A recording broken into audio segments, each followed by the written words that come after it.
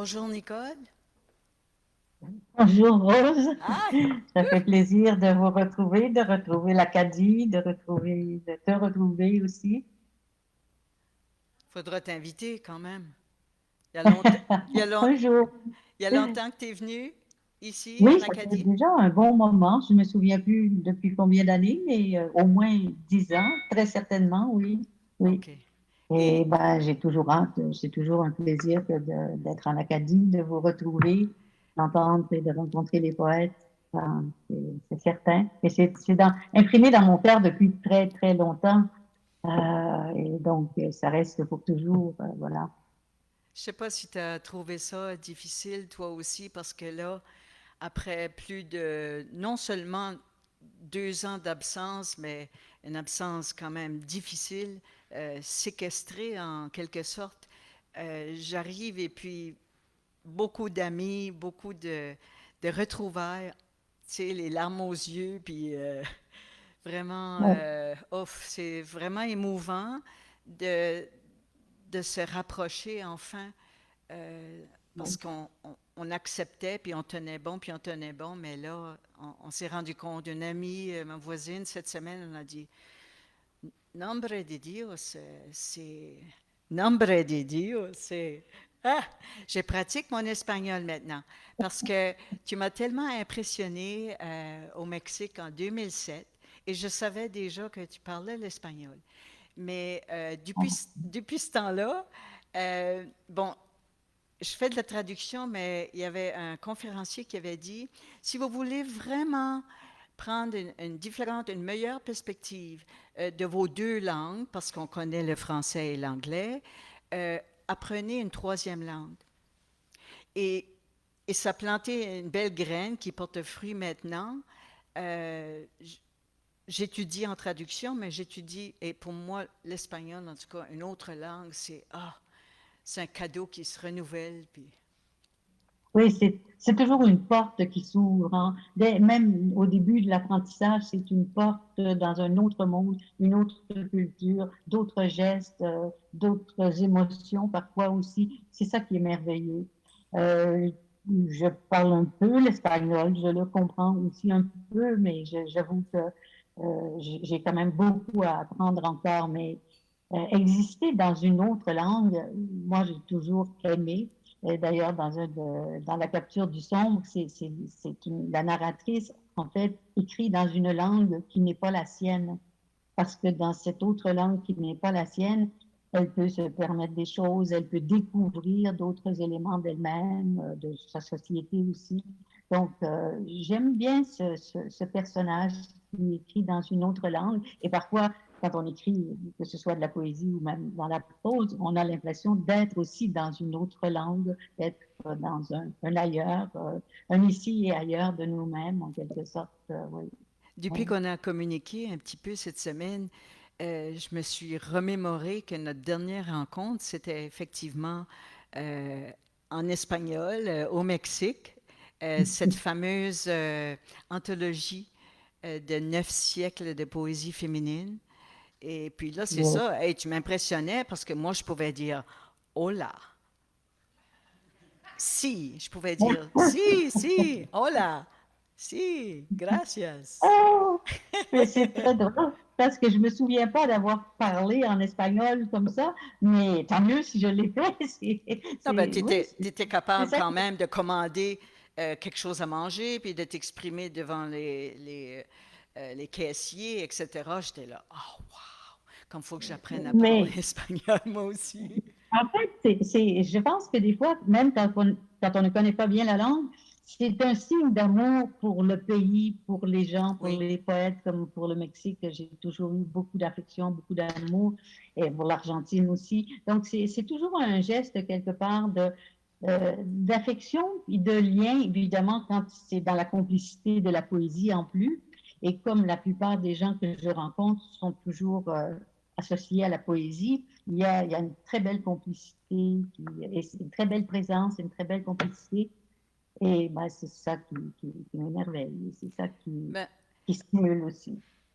euh, notre prof en espagnol, il nous dit que, et je m'en suis rendu compte moi aussi, parce qu'on est quand même entouré d'anglophones, surtout dans le sud-est.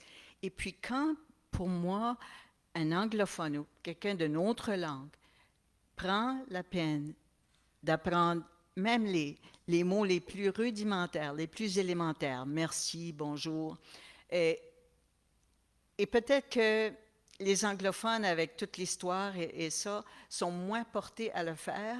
Mais je regarde, il y a une famille de Coréens qui s'installe à côté et puis ils ont une entreprise. Et la première fois que je suis rentrée, je lui parle en français. Il m'a dit en anglais, ah, notre fils est en, en immersion. Ça, j'ai dit, OK, vous allez pratiquer votre français pour être capable de l'aider. Chaque fois que je vais rentrer, et je vois le plaisir que ça lui donne, mais le plaisir que ça me donne. Le commissaire du stationnement là, au théâtre Capitole, que ça fait 40 ans qu'il prend les billets et qu'il a l'étiquette de stationnement, ça fait 40 ans qu'il travaille là, il est à Moncton, parce que la population bilingue. Puis chaque fois, je lui dis, I need a receipt, please. Mais à la fin, j'ai besoin d'un reçu.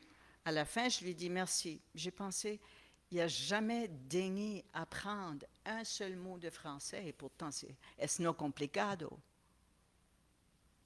Ouais.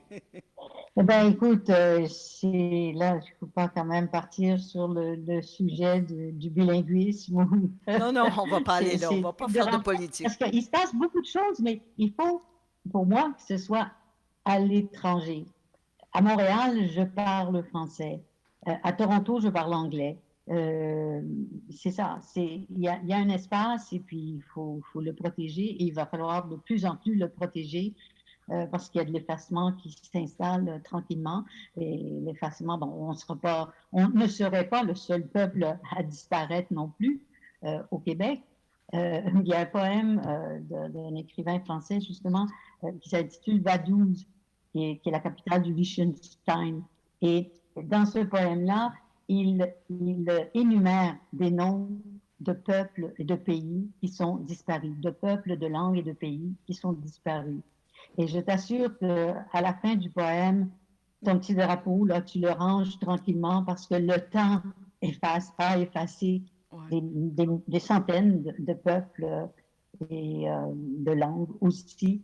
Et donc, il faut savoir si on veut conserver ou si on laisse le temps faire ce qu'il fait de toute façon avec nous et avec les groupes, les collectifs, les mœurs, les habitudes, beaucoup d'éléments qui font notre quotidien aussi. Mais dans tout ça, on se prête à la traduction aussi. Et cet amour des différentes langues pour être capable de les absorber, se les approprier. Et comme tu dis, on trouve ça tellement chaleureux et sympathique quand l'autre personne d'une autre langue daigne apprendre quelques mots, tu sais, juste pour faire la conversation, pour montrer qu'on fait un effort, qu'on Ah oui, apprécie. Et puis, tout à fait, oui, oui, ça c'est certain. C'est vrai que même nous, dans d'autres langues plus difficiles, si on apprend le merci, le oui, bonjour, on est fiers de le dire, puis les gens sont très fiers de oui, nous oui, entendre, justement. plus ou moins bien prononcer l'expression, mais ils savent que c'est de tout cœur.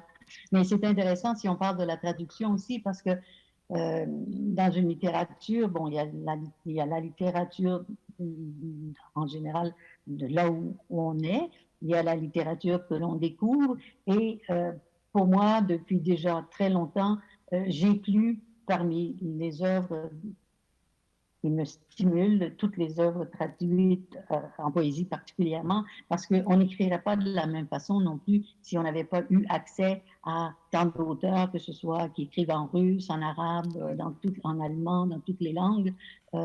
Et c'est ça qui est merveilleux aussi dans la traduction, c'est que ça nous permet de connaître, je dirais, les êtres qui nous ressemblent dans d'autres langues, parce que ça permet de voir nos réseaux d'affinité avec des auteurs qui ont grandi dans une autre langue, souvent dans d'autres valeurs, mais qui, par le fait d'être poètes, nécessairement créent des liens, font qu'il y a rencontre. à travers la traduction de leurs poèmes. Et, Je regarde ouais. un peu les auteurs autochtones qui sont obligés de publier dans une langue autre, mais que tout, tout l'élément culturel, historique passe quand même. Et puis, la dernière traduction que j'ai faite, c'est une poète crie, une métisse, qui écrit en anglais et dont on traduit en français, mais c'est qu'on ne traduit pas juste la langue, comme tu dis, on essaie de traduire, pas de s'approprier, mais d'adopter, d'adapter aussi la culture de l'autre, cette grande sensibilité qui est nécessaire pour dire, ah, tu sais, comment je fais pour arriver jusque-là, puis le transmettre ensuite au lectorat. Oui, moi, je sais que j'ai toujours été fascinée quand j'ai travaillé avec des traductrices. Je regardais, au début, quand on se rencontrait, je regardais leur livre, mon livre, en fait, qu'elles avaient lu. Et puis là, il y avait des notes partout, dans toutes les marges. Il y avait des phrases soulignées en rouge, en jaune, en vert, en différentes couleurs. Donc, il y avait tout un travail mental et physique qui s'était opéré. Et puis, alors, je posais des questions. Et puis, à un moment donné, j'étais tellement fascinée que j'ai écrit Le Désert Mauve, un livre aussi sur la traduction. Et j'avais déjà commencé à avoir cette obsession de la traduction avec un petit recueil de poèmes qui s'intitulait La Viva, mais j'étais fascinée et je le suis toujours. Et puis jusqu'au jour où j'ai écrit un petit livre, un petit essai, tout petit essai sur la traduction, non pas la traduction à travers mon expérience parce que je ne suis pas une traductrice, je ne traduis pas, mais la traduction par rapport à des postures de traductrices que j'ai vues au cours des années, tu vois, et ce qui arrive, je donne l'exemple de quelques exemples. Par exemple, cette femme qui traduit pour une très grande maison d'édition en espagnol, mais elle est engagée par la maison d'édition, donc elle fait son boulot. Donc elle a fait une bonne traduction, il s'agit bien du même texte, mais elle n'a pas pu l'investir énergétiquement, ce qui fait que ça donne une traduction plate, dans le sens de plat, si on peut dire.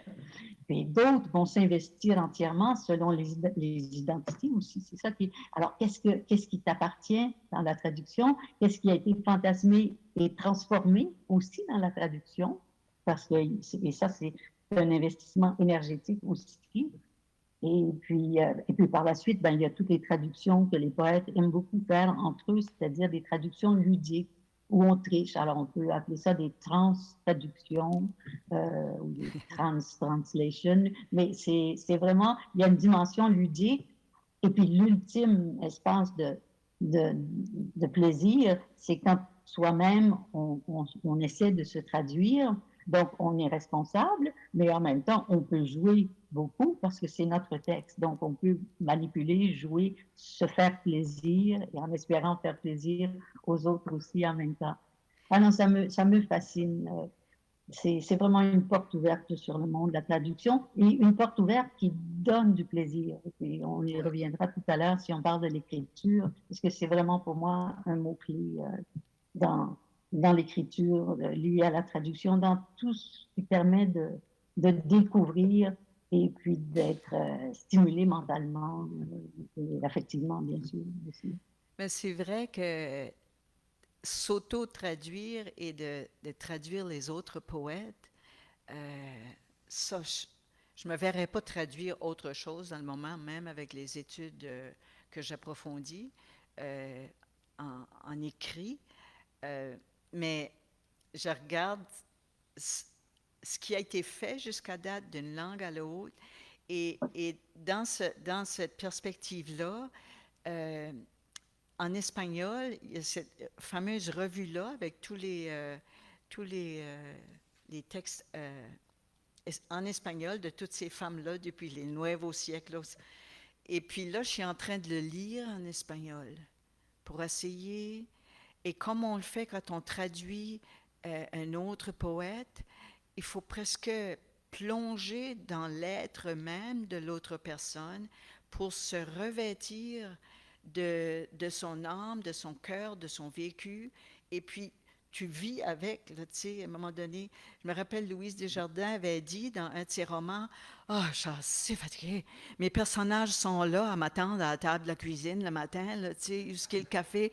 Puis quand j'arrive à l'auto, ben ils sont déjà. Puis je me disais, ah, c'est vrai quand on est de même.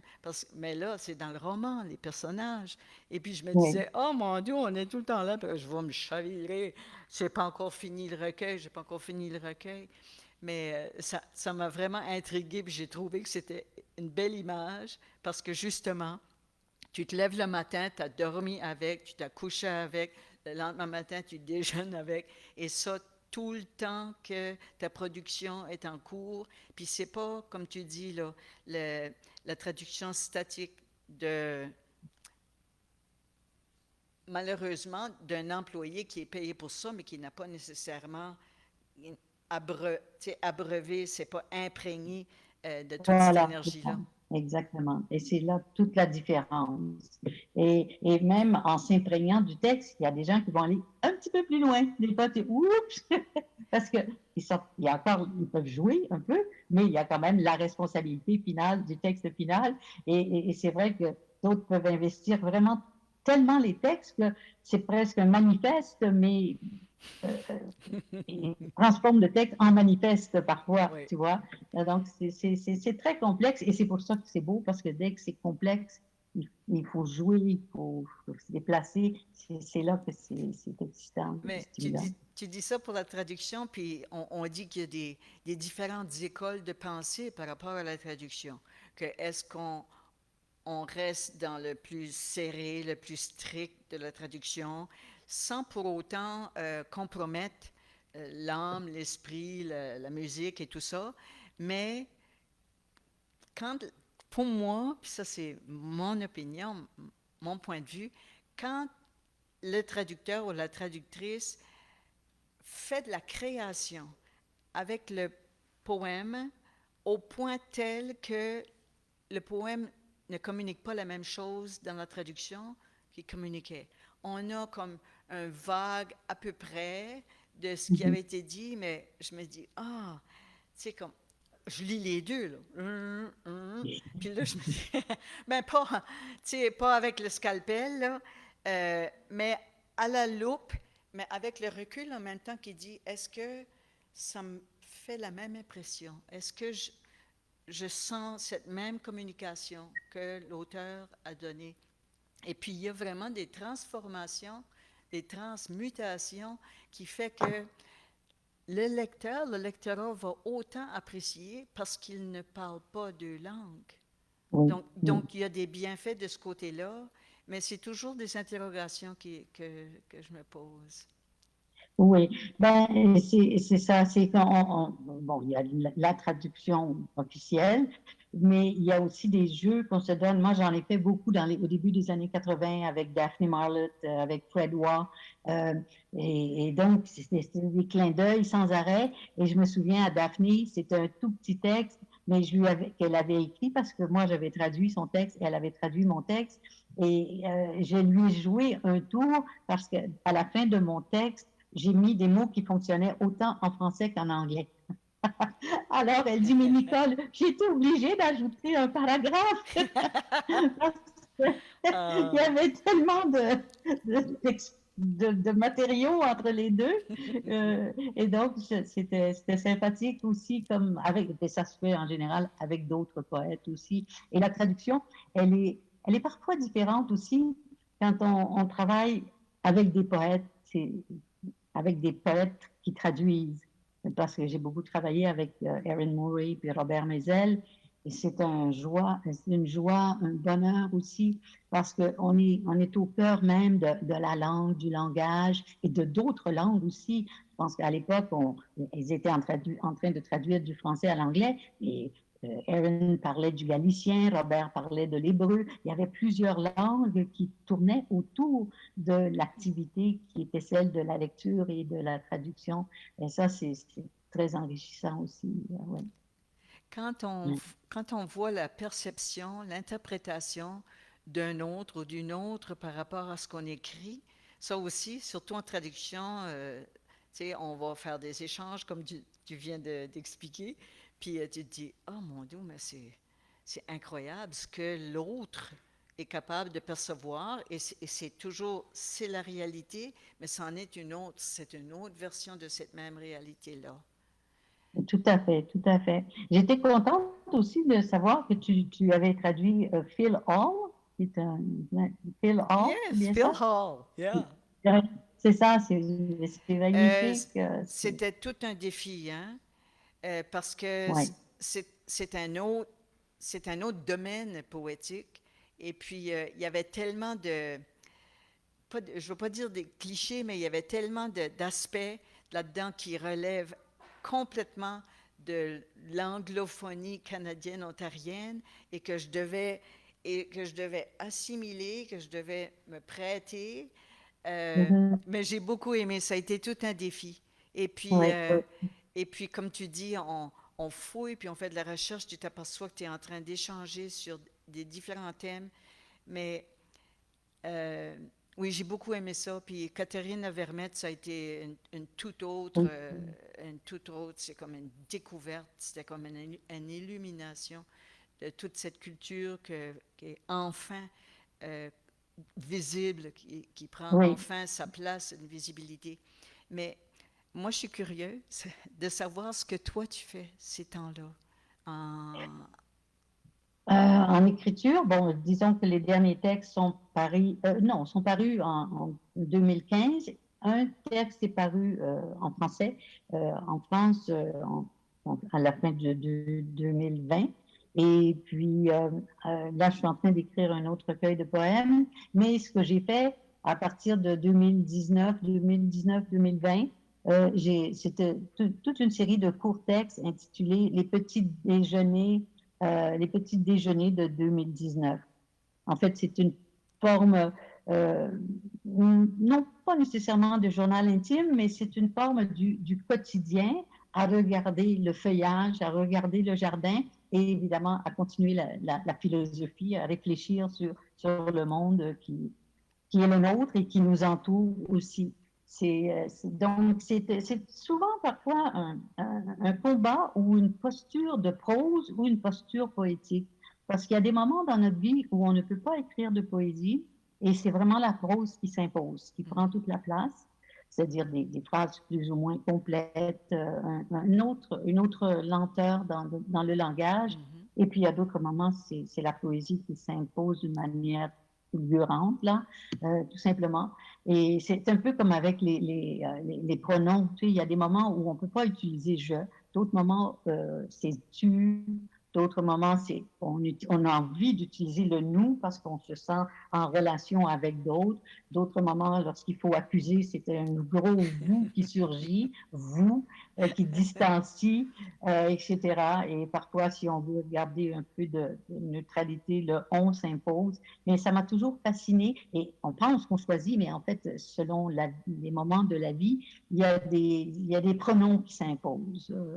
Et ça a l'air simple parce que les gens vont lire je, ta, tu, nada, mais c'est chargé oui. de toute une énergie de vie ou d'une fatigue de vie aussi, où parfois on délègue à travers le on ou le elle dans la prose, le elle et le il dans la prose, on délègue à des personnages.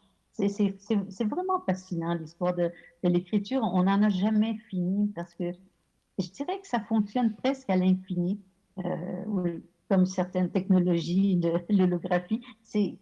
L'écriture, c'est vraiment, c'est la première technologie en fait que l'humanité a découverte. Ben, il y a eu l'agriculture bien sûr, mais l'écriture, c'est vraiment une technologie. Lire et écrire, c'est la plus belle technologie qui nous gardait l'âme vivante en même temps. C'est ça.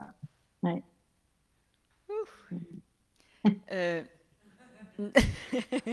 Notre entretien suit l'événement que Jonathan semble avoir inventé ou créé, du moins, recréé, une lecture intégrale, ouf, qu'il a demandé à deux ou trois poètes au courant du festival. Alors, c'est la lecture intégrale du premier recueil. OK? Alors, si on te demandait, Nicole, comme on vient de le faire pour moi, OK, va te demander la lecture intégrale de ton tout premier recueil.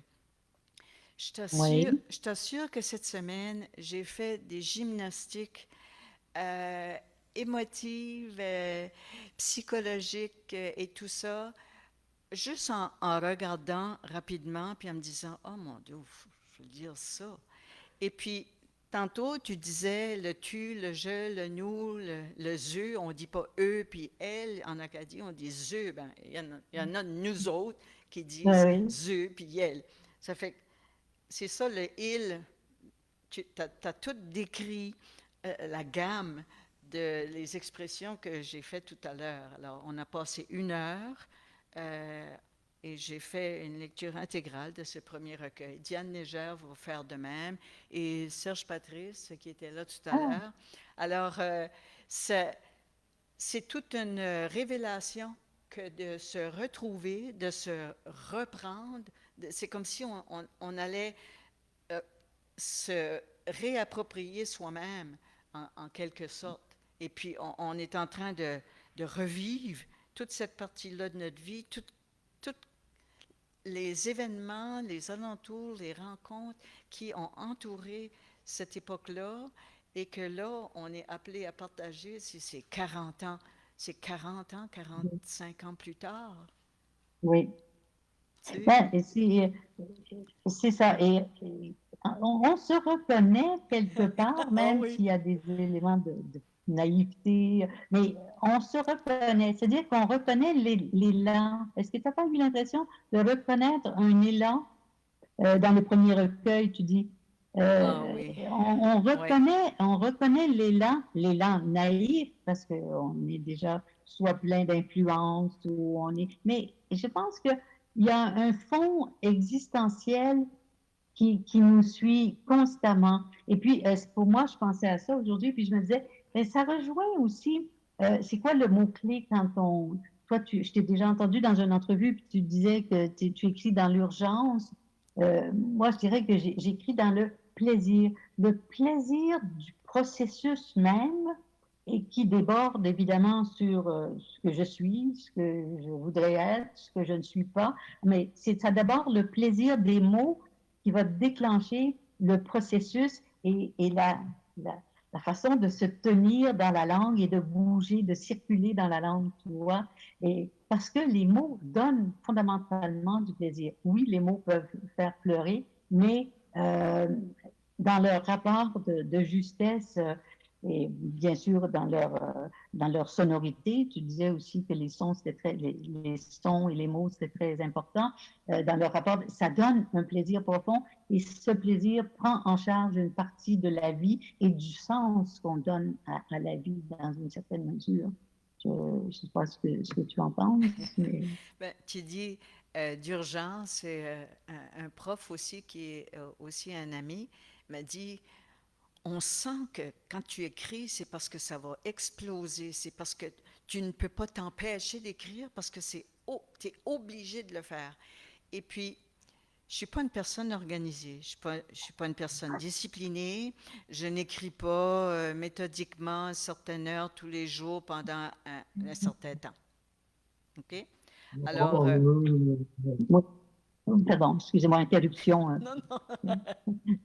Euh, Bon, alors, d'accord. non, ben, je t'écoute puis je me dis, j'ai tellement de plaisir avec les mots, mais il y a tellement d'autres éléments de la vie qui prennent mon attention que j'emmagasine, j'emmagasine, j'emmagasine. Quand ça, quand ça commence à être trop chargé, là je vide, je vide, je vide.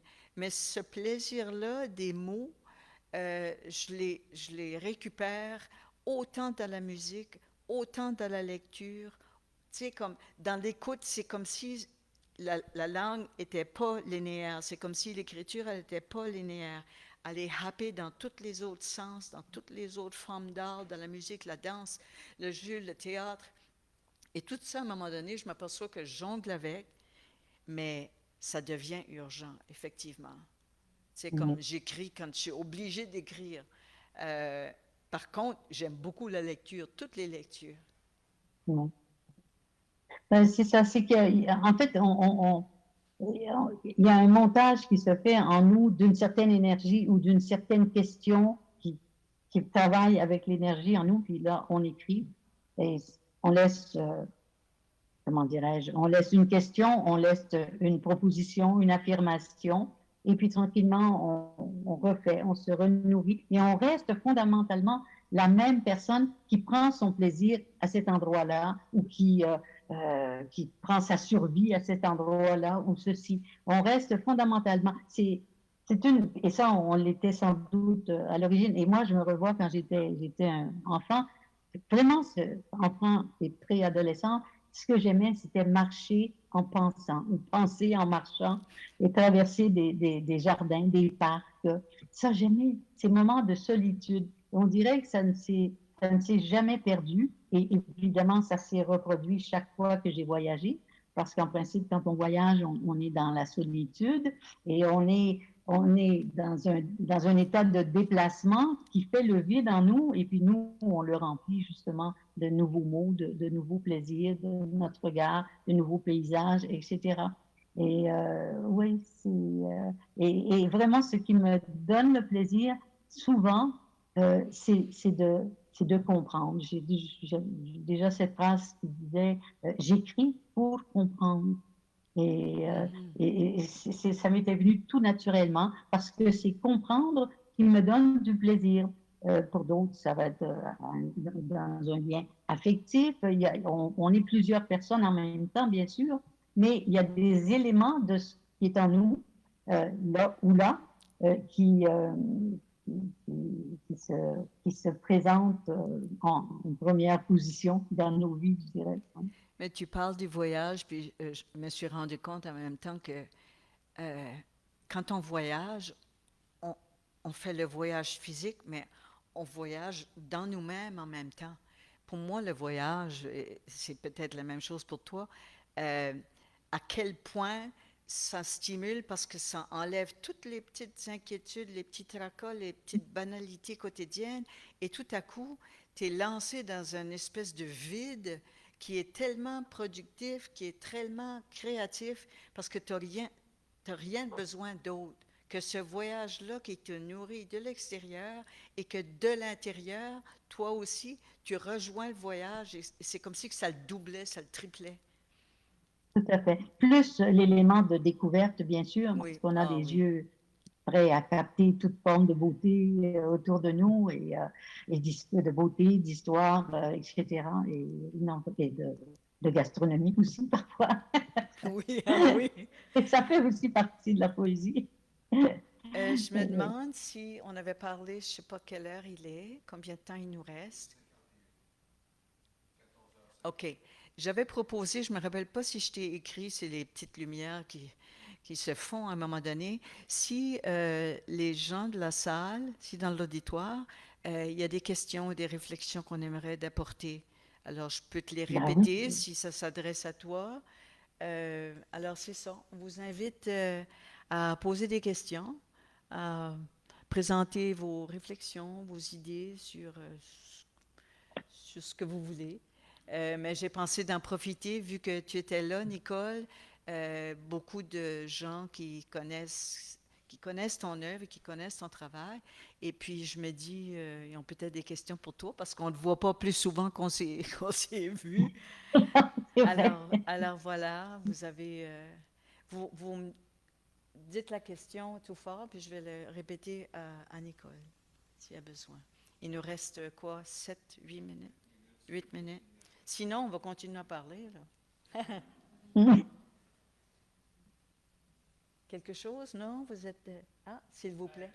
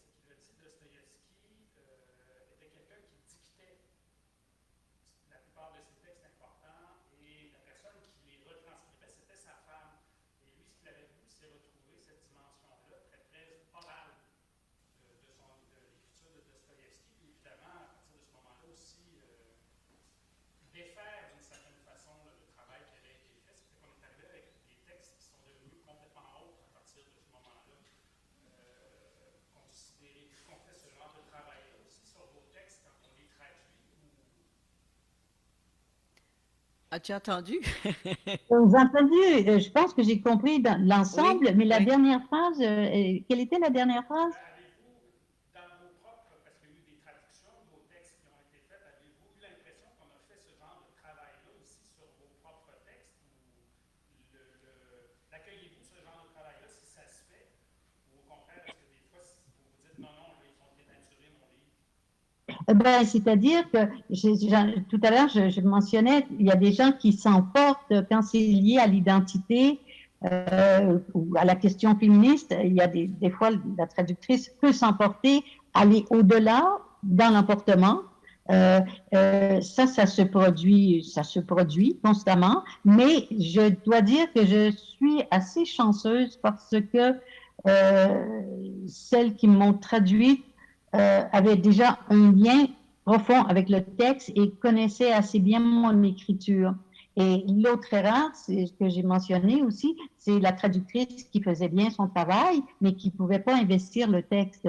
C'est-à-dire qu'il ne pouvait pas rendre la vibration du texte que la traductrice canadienne de Montréal avait bien saisi parce qu'elle connaissait le contexte aussi, Mhm. elle connaissait l'énergie féministe et lesbienne qui circulait à ce moment-là dans l'époque, et elle a bien traduit cette vibration qui entre dans la langue, dans Mhm. certains mots de la langue, etc.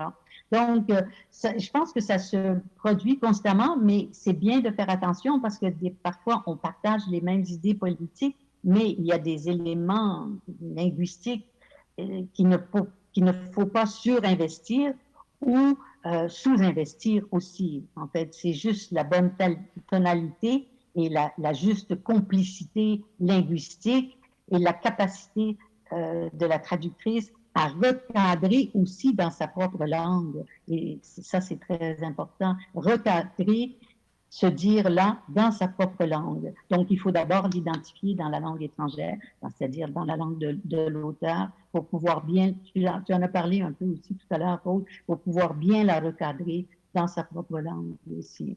Mais en fait, c'est intéressant ce rapport à un certain nombre de textes. Par exemple, si on pense aux grands textes, quand on parle, je sais pas, on parle de textes de Shakespeare, il y a des grands textes, et ben ces textes-là, ils peuvent être retraduits constamment parce qu'ils parlent constamment à travers toutes les époques, à travers toutes les langues, ils saisissent quelque part et donc il y a une possibilité d'une autre traduction, va sans dire.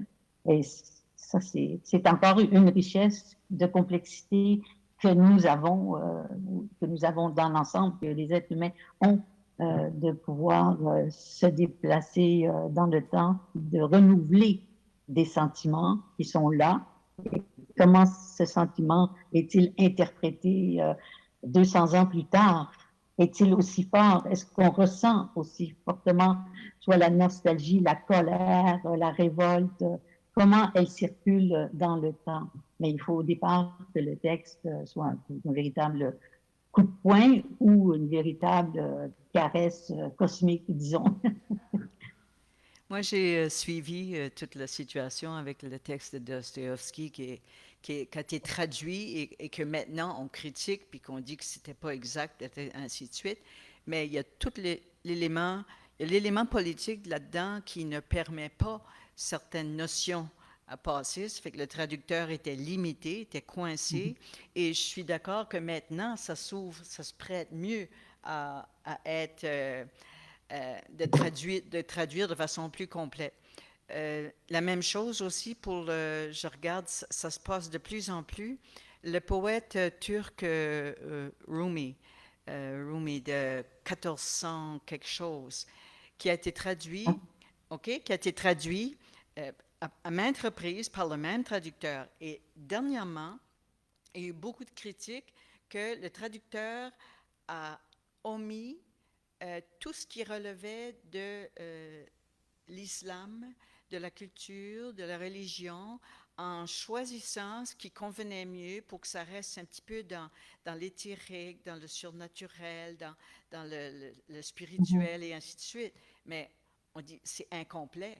C'est incomplet dans ce sens-là, mais parce que c'était plutôt mal vu ou interdit, ça m'a rappelé tout à fait à ce qui se passe avec l'œuvre de Dostoevsky. Puis je me dis, il y a le contexte historique, politique, tu sais, qu'il faut, on en tient compte, mais il me semble que le lecteur est innocent dans tout ça. Il est ignorant des éléments manquants.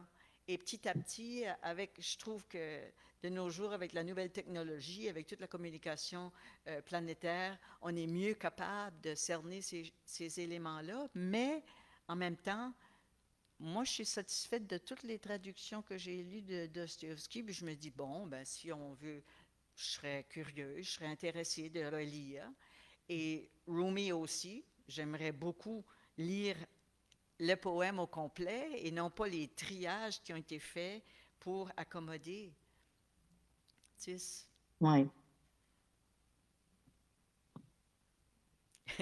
C'est drôle parce que je regardais dans une série Guerre et paix, c'est une série télévisée, oui, et somme toute, je me disais, mais la morale, somme toute, c'est ce qui est permis à une époque, en fait, tout ce qui fait le romanesque et tout exactement. ce qui fait le drame de plusieurs vies, c'est toujours la morale d'une époque qui n'est plus Oui, la même 100 ans, oui, 200 ans plus tard. Et c'est vraiment fascinant parce que la littérature, elle est faite d'un dilemme moral, entre guillemets d'un mur, d'une rencontre avec un mur moral, etc. Et on dit, oui, mais c'est l'être humain, mais c'est l'être humain confronté à des morales variées, mais extrêmement variées. Et qu'est-ce qui fait qu'on continue de penser qu'on est toujours les mêmes êtres humains en lutte pour la vie, la survie, la beauté aussi, l'amour et la beauté, et euh, mais raconté différemment, raconté, vécu, souffert différemment. C'est ça qui est intéressant. C'est donc, c'est presque sans fin. Fiction, réalité se rencontrent, ça c'est certain. Ça fait longtemps que la réalité a dépassé la fiction. Ça fait longtemps. Aujourd'hui, une femme peut dire, ben, j'ai donné naissance à mes 2 petits-enfants avec l'insémination artificielle. J'ai donné naissance aux enfants de ma fille. J'ai donné naissance aux enfants de ma fille. Il y a des phrases comme ça que les êtres humains peuvent dire grâce à la technologie, mais qui font que ce sont des phrases qui semblent d'une extrême fiction. Pourtant, elles, elles existent maintenant. Donc, c'est ça c'est sans fin ce rouage avec émotion, sentiment, affect, et puis cette raison qui est en décalage, parfois qui essaie de tout contrôler, mais qui est en décalage constant avec la diversité des émotions qui, qui, qui nous oblige à regarder différemment aussi, quand c'est possible. mais tu as parlé aussi du contexte de l'époque par rapport au texte. Et puis je me dis, rendu où on en est, avec, tu sais, il y a moins en moins de censure, il y a de plus en plus de communication. Alors, il me semble que ça change avec les époques, justement. On est Ben, capable. il n'y a pas de censure. La censure réapparaît, mais sous une autre forme Oui, aussi. oui, C'est plus la censure religieuse qui était celle que nos générations ont connue, parce que là, mais quand on y pense, c'était assez terrible. En fait, la censure des monothéismes, elle est terrible, parce que qu'est-ce qu'elle vole aux gens? Elle vole carrément le plaisir, la joie. C'est ça qui est volé. C'est un petit plaisir de bien-être. Les religieuses qui disaient aux jeunes filles, ne vous asseyez pas sur le calorifère, vous aurez des mauvaises pensées. C'est un exemple grossier, habituel, mais ce qui est volé, c'est des moments de plaisir, petits plaisirs sensuels, etc., de joie de vivre. C'est ça qui est volé au nom de Dieu qui serait supposé n'en pas vouloir, etc. Et donc, c'est de la censure. Donc, c'était d'abord la censure religieuse, et puis toutes les sociétés reformulent leur forme de censure, que ce soit via le communisme, via les woke, etc. Il y a toujours une censure qui ressurgit mhm, quelque mhm. part.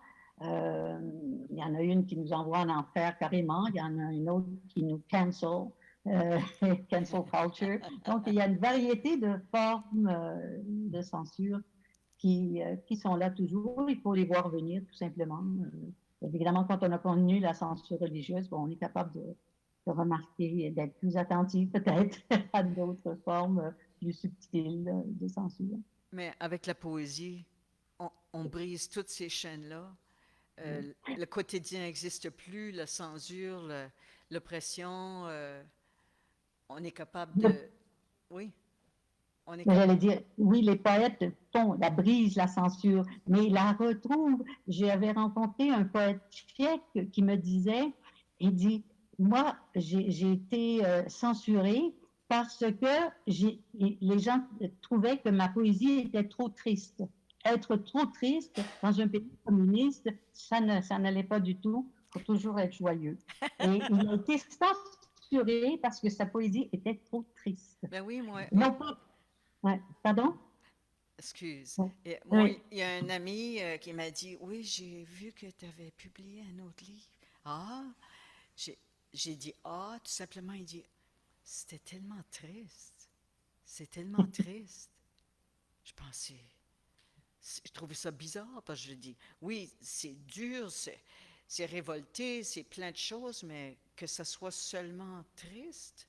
Tu sais, mais pour lui, c'était ça le courant qui passait à travers. Puis c'était comme, on l'a classé, on l'a casé, et c'est tout ce qui est. Ça fait que je me dis, c'est vrai, si ce poète-là dit était censuré parce que c'était triste, on subit toutes nos petites censures, peu importe les sociétés qu'on vit dedans, les cultures qu'on est dedans.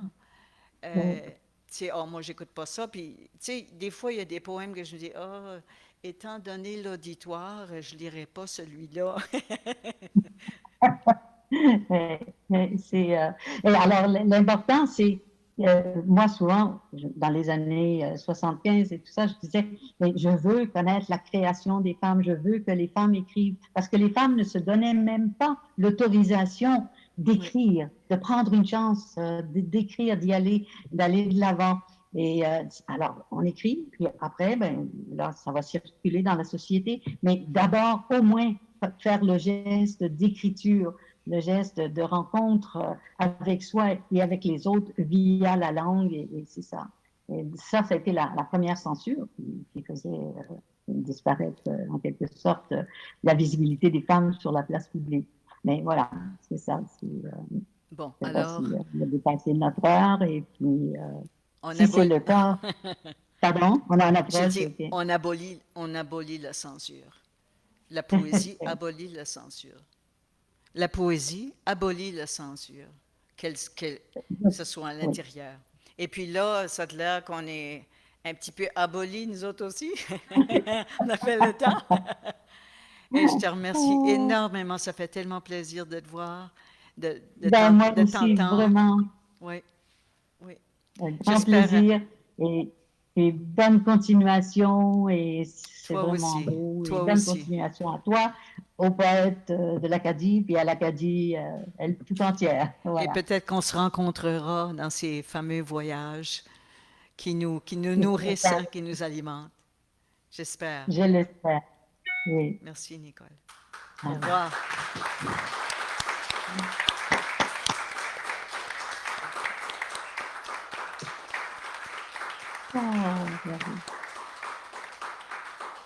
ciao, ciao.